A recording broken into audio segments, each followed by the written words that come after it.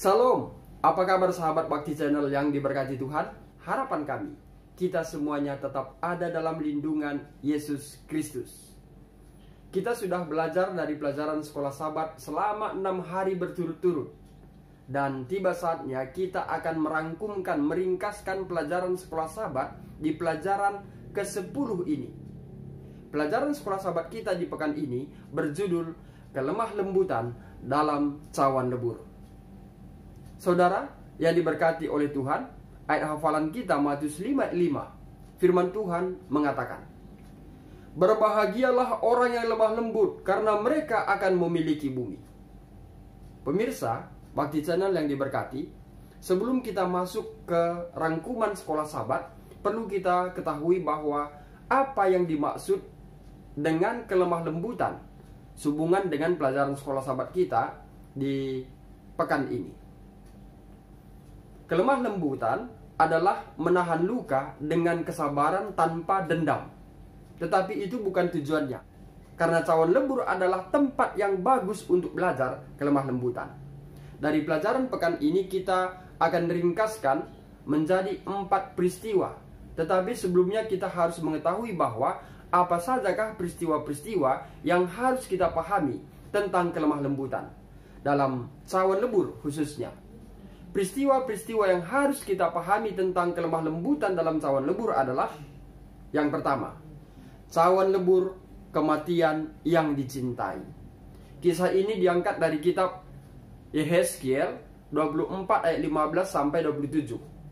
Ayat ini berbicara tentang kematian istri Yehezkiel yang dicintainya.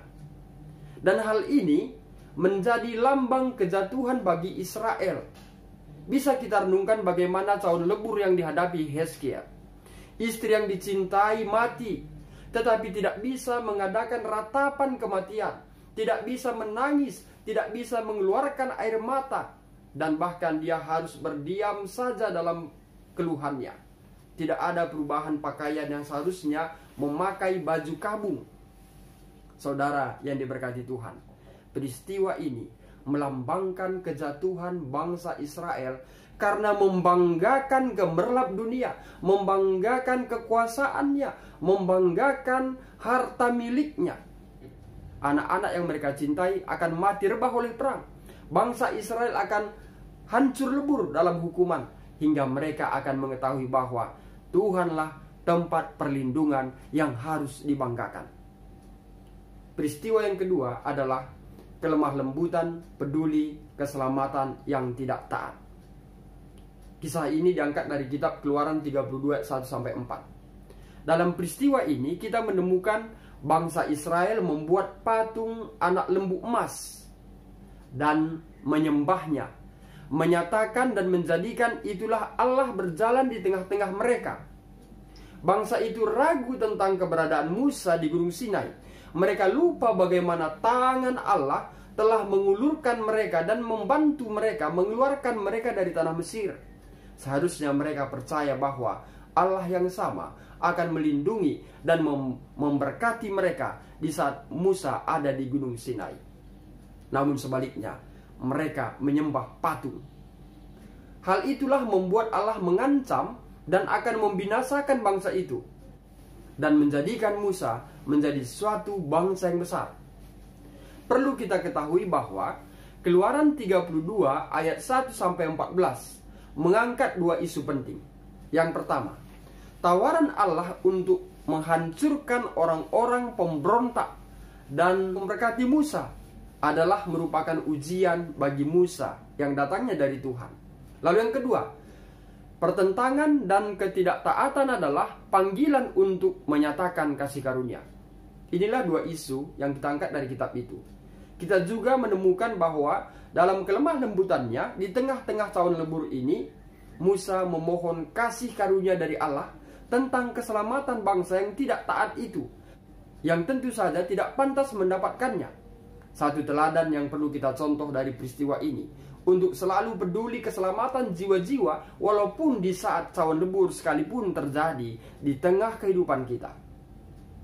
Peristiwa ketiga adalah kelemah lembutan mengasihi musuh.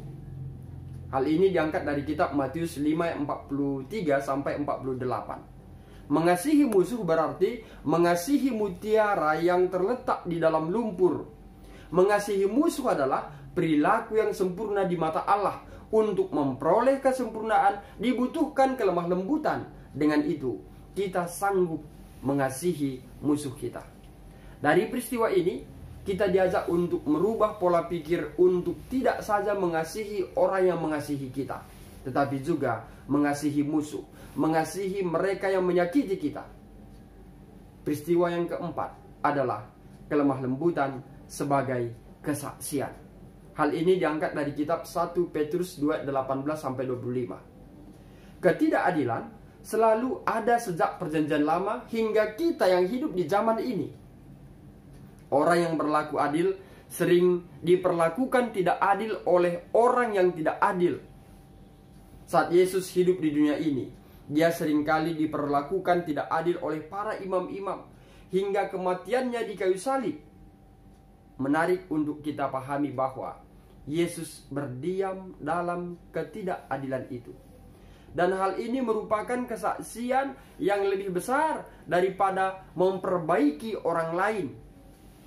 Keheningannya adalah kesaksian akan kelemah lembutan.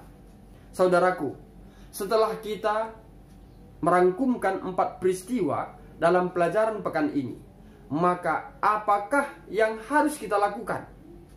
Apakah yang harus kita perbuat?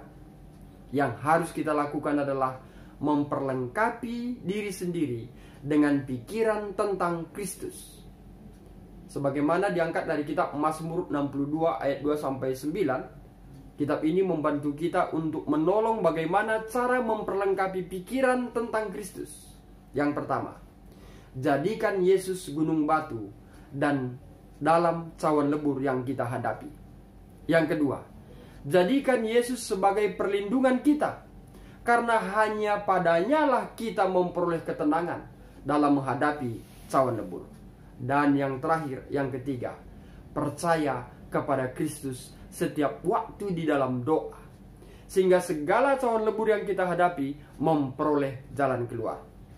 Saudara, pemirsa Bakti Channel yang diberkati Tuhan, demikian rangkuman sekolah sahabat kita untuk 1 minggu ini.